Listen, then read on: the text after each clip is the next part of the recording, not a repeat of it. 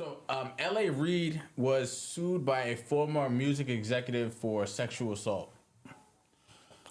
Former L.A. Reid. Now, Is it a female? Yes, so it's Drew Dixon, and for some reason, correct me if I'm wrong in the chat. Didn't she accuse Russell Simmons of the same thing? Well, they used to run in the same gang. Okay, You know what I mean? And that doesn't excuse the situation. But L.A. Reid, you don't believe it?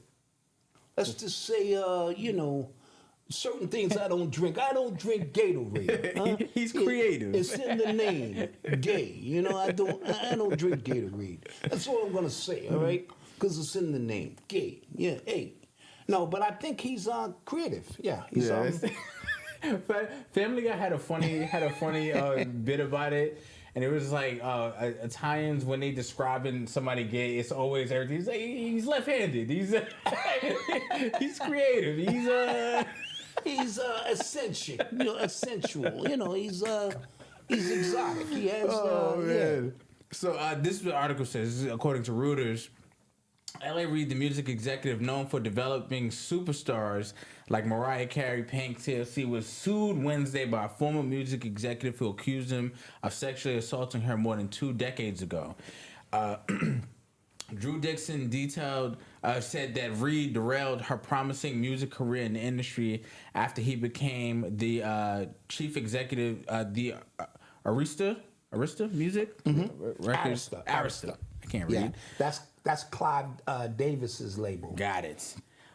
He became the chief executive because she rejected his advances, including 2 assaults that she said occurred in 2001. Now, with that being said, I want to say this: he could drink Gatorade, but as a part of the process to break in certain individuals to bring you on the other side of what it is we do, and I hate to say that, they're sort of like getting jumped into a gang. The music executives, they have their own gang, and they jump you in how they see fit. You know what I mean? So maybe it wasn't personal because he drinks Gatorade. So maybe it was just a part of the process, or maybe he goes, he drinks Gatorade and he also, drinks Red Bull. Okay, I'm not bugging. Drew Dixon accused Russell too. Okay. Okay. All right. So that again, that either speaks to a couple of things. She's a serial accuser, or they run in that same gang, and it was a pass around process. And her dignity, she stood her pride and stood her ground. She was actually here for the adventure or the experience of music and refused to budge. Yeah. You can't think everybody bends over and touches their toes or sacrifices or compromises themselves. There are people who don't. But I think the advancement level, and I could just be speculating, is whether you're willing to take the next leap or not. And so maybe she stood her ground all this time, and she realized over the course of years there was a glass ceiling she just couldn't break, and wanted to know why. And then it's because she, got wind later on that it was the advances placed on, her by these executives, because Russell, L.A. Reid, all of them were on the same level. Yeah. Kevin Lyles, all of them were on the same level at one point.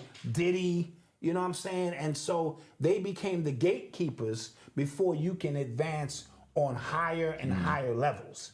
And so maybe she stood her ground and refused to do so. Yeah. You know what I'm saying? So I don't want to dismiss her charges say, but dude, you could be assaulted by more than one person, but maybe she needed to report the first one so that the second one didn't take place, because you're talking a very small industry. Gotcha. You know what I'm saying? So I need to line up the timeline of when she made these accusations against both of them.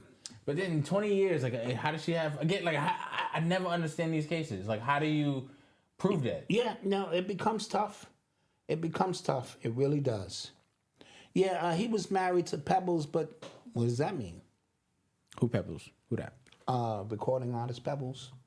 Oh, okay. From L.A. Reid. You are tuned into the sounds